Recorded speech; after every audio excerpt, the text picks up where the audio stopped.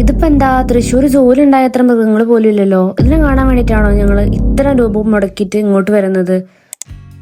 Hello, നമസ്കാരം. ഞാനിപ്പോൾ നിൽക്കുന്നത് നമ്മുടെ മലയാളികളുടെ എല്ലാം അഭിമാനമായി മാറിയിരിക്കുന്ന നമ്മുടെ പുത്തൂർ സുവോളജിക്കൽ പാർക്കിലാണ്.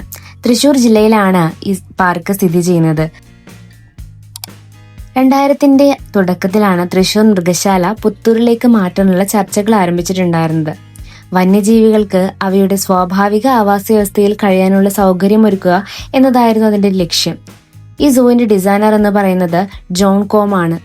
അതുകൊണ്ട് തന്നെ ഇന്ത്യയിലെ ആദ്യത്തെ ഡിസൈനർ സൂ എന്നാണ് പുത്തൂർ സുവോളജിക്കൽ പാർക്ക് അറിയപ്പെടുന്നത്. 336 ഏക്കറിലാണ് സുവോളജിക്കൽ പാർക്ക് നീണ്ടു കിടക്കുന്നത്. ഏഷ്യയിലെ തന്നെ ഏറ്റവും വലിയ മൃഗശാലകളിൽ ഒന്നാണ് നമ്മുടെ പുത്തൂർ സുവോളജിക്കൽ പാർക്ക്. കേരള ഗവൺമെന്റിന്റെ കിഫ്ബി ഫണ്ട് ഉപയോഗിച്ചിട്ടാണ് ഇതിന്റെ പ്രധാന നിർമ്മാണ പ്രവർത്തനങ്ങൾ നടന്നത്. ഘട്ടം ഘട്ടമായിട്ടാണ് ഓരോ പ്രവർത്തനവും നടന്നിട്ടുണ്ടായിരുന്നത്. 2026 പൂർണ്ണമായും ഇത് ജനങ്ങൾക്ക് തുറന്നു കൊടുത്തിരുന്നത്. ഇപ്പോൾ അവിടെ പോയി കഴിഞ്ഞാൽ നമുക്ക് കുറച്ച് മൃഗങ്ങളെ കാണാൻ സാധിക്കുള്ളൂ. എന്നാൽ ഏകദേശം ഒരു 1-2 വർഷങ്ങൾക്ക് ശേഷം വന്നു കഴിഞ്ഞാൽ ഒരു ഇന്റർനാഷണൽ ലെവലിലുള്ള സോളജിക്കൽ പാർക്കായിട്ട് കാണാവുന്നതാണ്. ഇപ്പോൾ തന്നെ വളരെ മനോഹരമായിട്ടാണ് അവിടെയുള്ള ചെടികളെയും മൃഗങ്ങളെയും അവിടെ വർക്ക് ചെയ്യുന്നവര് പരിപാലിക്കുന്നത്. അത് നമുക്ക് കണ്ടാൽ തന്നെ മനസ്സിലാകും. ശരിക്കും പറഞ്ഞു കഴിഞ്ഞാൽ ഒരുപാട് കല്ലും മണ്ണും മാത്രം ഉണ്ടായിട്ടുള്ള ഒരു തുറസായിട്ടുള്ള ഒരു പ്രദേശത്ത് ഇത്രയും മരങ്ങൾ നട്ട് അത് വളർത്തിയെടുത്ത് ഇപ്പോഴും അതിനെ പരിപാലിക്കുന്ന അവിടെ ജോലി ചെയ്യുന്ന ആളുകൾക്ക് നമുക്ക് ശരിക്കൊരു സല്യൂട്ട് തന്നെ കൊടുക്കണം. അത്രത്തോളം എഫേർട്ട് അവർ ഇടുന്നുണ്ട്. ഇപ്പോൾ ചൂടുകാലം ആയതുകൊണ്ട് തന്നെ നമ്മൾ പോയി കഴിഞ്ഞാലും അധികം മൃഗങ്ങളെ, അവിടെയുള്ള മൃഗങ്ങളെ തന്നെ നമുക്ക് കാണാനായിട്ട് സാധിക്കുന്നില്ല. കാരണം അവ ഒന്നല്ലെങ്കിൽ കുറച്ച് തണലുള്ള പ്രദേശങ്ങളിലായിരിക്കും കൂടുതലും കിടക്കുന്നത്. ഇതിന്റെ കോൺസെപ്റ്റ് എന്ന് പറയുന്നത് നമ്മൾ കൂട്ടിലും മൃഗങ്ങൾ പുറത്തും എന്ന രീതിയിലാണ് ഈ സൂ രൂപകൽപ്പന ചെയ്തിരിക്കുന്നത്. നമുക്കിപ്പോൾ പുറത്തൊക്കെയുള്ള സൂ എടുത്ത് നോക്കിക്കഴിഞ്ഞാൽ ഇതേ മാതൃകയിലാണെന്ന് നമുക്ക് വ്യക്തമായിട്ട് മനസ്സിലാവുന്നതാണ്. പിന്നെ നല്ല തണലാണ്, അതിനുള്ളിൽ തന്നെ നടക്കാനുള്ള സൗകര്യങ്ങളുണ്ട്. അതേപോലെ തന്നെ ഓരോ ഏരിയയിൽ നിന്നും നമുക്ക് ബസ് സൗകര്യം ഉണ്ട് കേട്ടോ. KSRTCയുടെ ഒരുപാട് ബസ്സുകൾ അതിനുള്ളിൽ ഓടുന്നുണ്ട്. എക്സ്ട്രാ ആയിട്ട് ടിക്കറ്റിനൊപ്പം 30 രൂപയാണ് ഈ ബസ് സർവീസിന് ചാർജ് ചെയ്യുന്നത്. കുട്ടികളാണെങ്കിൽ 20 രൂപയും സീനിയർ സിറ്റിസൺസ് ആണെങ്കിൽ 30 രൂപയും അങ്ങനെ പോകുന്ന കണക്ക്. പിന്നെ നമ്മൾ ക്യാമറയെല്ലാം യൂസ് ചെയ്യുന്നുണ്ടെങ്കിൽ അതിന് എക്സ്ട്രാ പൈസ അടയ്ക്കേണ്ടി വരും. ഇതുപോലെയുള്ള ഇടങ്ങളാണ്. ഇവിടെ എല്ലാം പുലിയും കടുവയെല്ലാം ഉണ്ട്. അത് ഈ കുളത്തിലൊക്കെ വന്ന് കുളിക്കുന്നതാണ് നല്ല രസം ഉണ്ടായിരിക്കും. അപ്പോൾ ലക്കുള്ളവർക്ക് അത് സ്പോട്ട് ചെയ്യാൻ പറ്റുന്നതാണ്. പിന്നെ ഇതുപോലെയുള്ള ഓരോ കണക്റ്റിംഗ് പോയിന്റിലും ഓരോ സ്റ്റോറുകളുണ്ട്. നമുക്ക് അവിടെ നിന്ന് ഫുഡ് വാങ്ങി കഴിക്കാം. അതുകൊണ്ട് തന്നെ എത്ര വെയിലുണ്ടായാലും നമുക്ക് ക്ഷീണം മനസ്സിലാവില്ല. നമ്മൾ പോയെന്ന് തന്നെ ഒരുപാട് കുട്ടികളും ടീച്ചേഴ്സും എല്ലാം അത് കാണാൻ വന്നിട്ടുണ്ടായിരുന്നു കേട്ടോ. കുട്ടികൾക്കാണെങ്കിൽ ഈ മൃഗങ്ങളെയൊക്കെ കാണുന്നത് വളരെയധികം ക്യൂരിയോസിറ്റി ഉള്ള കാര്യമാണല്ലേ.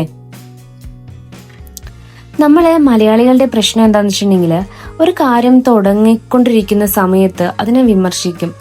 എന്തുകൊണ്ട് തീരുന്നില്ല, എത്ര നാളായി നടക്കുന്നത്, അതിന്റെ പേരിൽ ഒരുപാട് പൈസ മോഷ്ടിച്ചു അല്ലെങ്കിൽ പൈസ തട്ടിയെടുത്തു എന്നെല്ലാം. ഇത് തുടങ്ങിക്കഴിഞ്ഞാലോ ഇത്രയേ ഉള്ളൂ, ഇതിനാണോ ഞങ്ങൾ ഇത്രയും പൈസ മുടക്കി കാണാൻ വരുന്നത് എന്നൊക്കെയുള്ള ചോദ്യങ്ങളായിരിക്കും. പക്ഷെ നമ്മൾ അതിന്റെ പിറകിലുള്ള എഫേർട്ട് ഒന്നും കാണാറില്ല അല്ലേ. അതിന്റെ പിറകിൽ ജോലി ചെയ്യുന്നവര്, അതുപോലെ തന്നെ അതിന് ഫണ്ട് മുടക്കിയവര്, അതിന് വേണ്ടിയിട്ട് അത്രത്തോളം പ്രയത്നിക്കുന്നവര്, അവരുടെ ഒന്നും എഫേർട്ട് നമ്മൾ കാണുന്നില്ല. ജസ്റ്റ് നമ്മൾ നെഗറ്റീവ് പബ്ലിസിറ്റി അല്ലെങ്കിൽ നെഗറ്റീവായിട്ട് കുറെ കാര്യങ്ങൾ പുറത്തോട്ട് പറയുക, അത് മാത്രമാണ് നമ്മൾ മലയാളികൾ ചെയ്യുന്നത്. എന്നാൽ ഇത്രത്തോളം ഭംഗിയുള്ള, ഇത്രത്തോളം ഡെവലപ്മെന്റ് നമ്മൾ ടൂറിസം മേഖലയിൽ വന്നിട്ടുണ്ടെങ്കിൽ അതിൽ ചിലപ്പോൾ ഫോൾട്ടുകൾ ഉണ്ടാവാം. കാരണം ഇത്രയും വലിയൊരു പ്രൊജക്ട് നടക്കുമ്പോൾ പെട്ടെന്ന് അത് 100% പെർഫെക്റ്റ് ആയിട്ട് സ്റ്റാർട്ട് ചെയ്യണം എന്നൊക്കെ പറഞ്ഞു കഴിഞ്ഞാൽ അത് നടക്കുന്ന ഒരു കാര്യമല്ല അല്ലെ. പതിയാണ് നമുക്കത് ഡെവലപ്പ് ചെയ്യാൻ പറ്റുന്നത്. അപ്പോൾ നമ്മളെ കൊണ്ട് പറ്റുന്ന കാര്യം എന്ന് പറഞ്ഞു കഴിഞ്ഞാൽ നമുക്കവിടെ പോവാം, നമുക്കത് കാണാം, ആസ്വദിക്കാം. അതുപോലെ തന്നെ ഇതുപോലുള്ള കാര്യങ്ങൾ നമ്മൾ പബ്ലിക്കിലോട്ട് എത്തിക്കുക, നമ്മുടെ ടൂറിസം മേഖലയിൽ ഡെവലപ്മെന്റ് ഉണ്ടാക്കുക. അതുവഴി കുറെ ജോലിയും അതുപോലെ നമ്മുടെ നാടിന്റെ ഡെവലപ്മെന്റും ഒക്കെ സാധ്യമാകുന്നതാണ്. പിന്നെ ഞാനൊരു കാര്യം ശ്രദ്ധിച്ചത്, അവിടെ വർക്ക് ചെയ്യുന്ന ആളുകളുണ്ടല്ലോ, അവര് ഈ മൃഗങ്ങളെ കുറിച്ചെല്ലാം വരുന്ന ടൂറിസ്റ്റുകൾക്ക് അത്രയും മനോഹരമായിട്ടാണ് എക്സ്പ്ലെയിൻ ചെയ്ത് കൊടുക്കുന്നത്. അതൊരു നല്ല കാര്യമായിട്ട് തോന്നി. കാരണം പുറത്തുനിന്നൊക്കെ ഇഷ്ടംപോലെ ടൂറിസ്റ്റുകൾ വരുന്നുണ്ട്. അപ്പോൾ അവരുടെ അടുത്ത് കമ്മ്യൂണിക്കേറ്റ് ചെയ്യുന്നതും ഓരോ കാര്യങ്ങൾ പറഞ്ഞു കൊടുക്കുന്നതും അത്രയും വ്യക്തമായിട്ടാണ്. അപ്പോൾ നിങ്ങൾ കേരളത്തിലുള്ളവരായാലും അല്ലെങ്കിൽ പുറത്തുള്ളവരായാലും ഒരു വട്ടമെങ്കിലും നമ്മുടെ പുത്തൂർ സുവോളജിക്കൽ പാർക്ക് എന്തായാലും വന്ന് വിസിറ്റ് ചെയ്യണം. ഇപ്പോൾ വെക്കേഷനൊക്കെ ആയതുകൊണ്ട് തന്നെ ഇഷ്ടംപോലെ ആളുകൾ വരുന്നുണ്ട്. പാർക്കിങ്ങിനൊക്കെ ഒരുപാട് സ്ഥലമുണ്ട്. അപ്പോൾ അതൊന്നും ഓർത്ത് പേടിക്കേണ്ട. ഫുഡ് കോർട്ട് ഉണ്ട്, അതുപോലെ ഇഷ്ടംപോലെ ഫുഡ് കഴിക്കാനുള്ള ഏരിയാസ് ഉണ്ട്, എല്ലാം ഉണ്ട്.